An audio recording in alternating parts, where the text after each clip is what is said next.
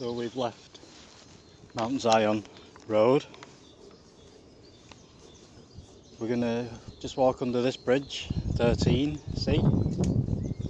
It's supported with iron struts now. Just a little bit along here, we'll reach the point where the canal breach occurred. So the whole way down to the Irwell, all the canal fell, or collapsed from underneath, which saw the end of this canal, because the section to Bolton was destroyed basically. So there was no link to Bury, and the trains were in operation by this time.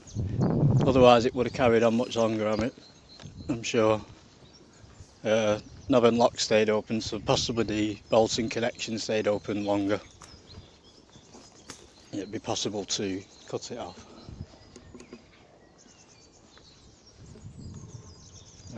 We'll walk along, get to Knob End and explain Knob End. Prestonleigh Road will be the second bridge we film, which was the old road that went right through to Little Lever. But we should finish in Giant Seat Woods, and there's Giant Seat Locks. Fletcher's Canal is on the opposite side of the Irwell, and we should see where the Irwell connects to the River Crowle that flows down from Farmworth.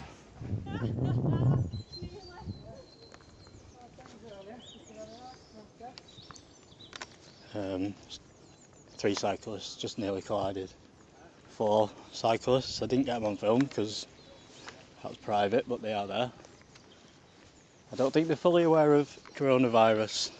Some people don't understand how to keep safe, even in a canal that's 17 miles long. You can't avoid bumping into one another.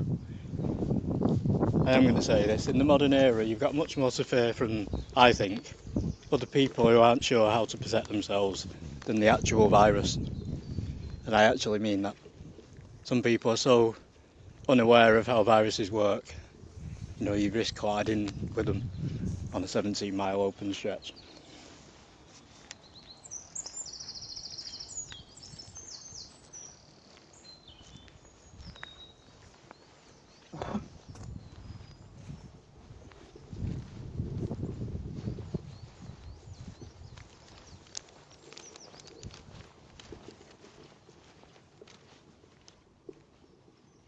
Now that was called Silver Hill. As you can see, the canal's gone. And if that's a silver mine, that would be fascinating, wouldn't it? Stem cells are transplanted in rats.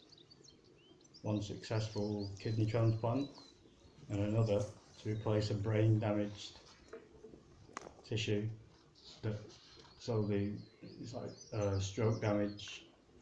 So we're talking cures for mental illness and Parkinson's, etc.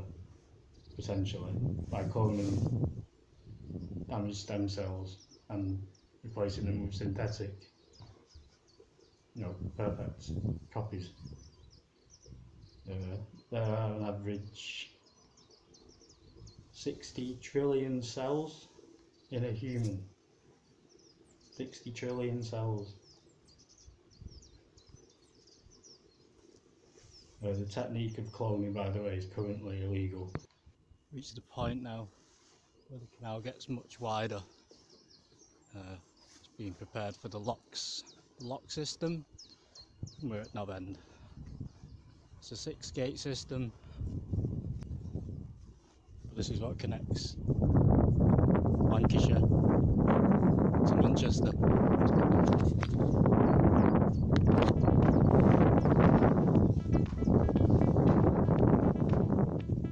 So it's a little unfair to sort of dismiss the rivers that join the Irwell.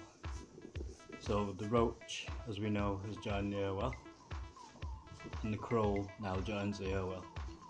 Now what they say is they join the Irwell and that's the Irwell, but really now this is 3 rivers all conjoined, so there's a lot of power now. The first signs we'll see of that power being used is in Kersley Mill. has different names. I'm going to say Kersley Mill, it's the main mill down at the bottom of the Irwell Valley there. So we will see that soon, but we're going to walk over the Aqueduct.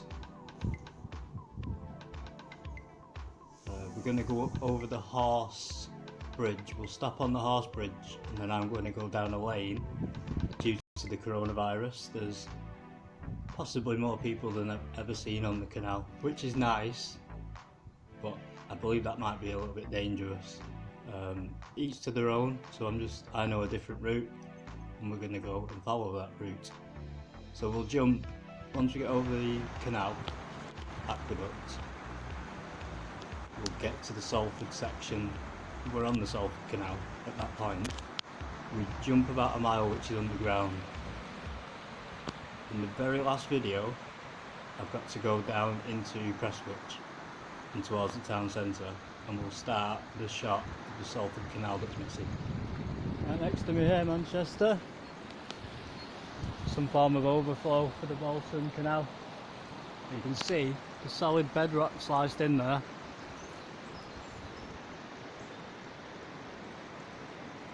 This is the connection.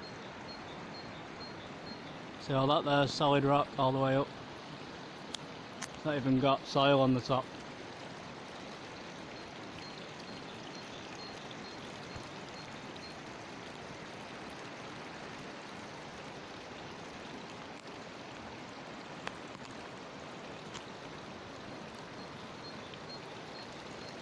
Rather pretty little thing. River Crow.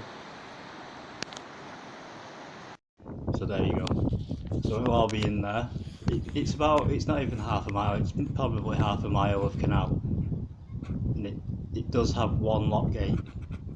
And that's where it ends. So there's no examples, that are different than what we've seen already. So we're not missing anything, and we're only jumping about a mile through Ringley. And we will then be at the point where Phillips Park Hall is now situated.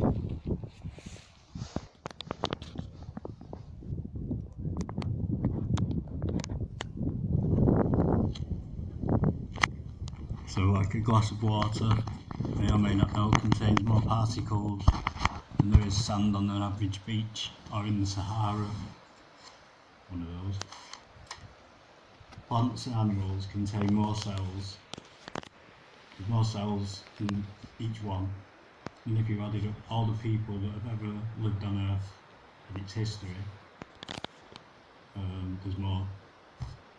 Hundreds can fit on the tip of a pencil, yet each one has a chemistry of unrivaled intricacy, managing its growth, its reproduction and its nourishment. So it's like it's alive. Well, it is alive, that's what builds everything. The first cells were seen in 1663, but not until the 1800s did German scientists realised what we call the cell theory, that cells can't just exist from nothing, so they must be made from something else. 1900, cells were found to have both chromosomes and a nucleus. The nucleus exists of an electron and a negative, which is opposite or invisible to the electron. So it's a part that is sort of invisible, or it's called antimatter in theory. So there's 4 parts to a cell, including its nucleus. Its nucleus contains atoms. Atoms are smaller. If an atom is the size of a football,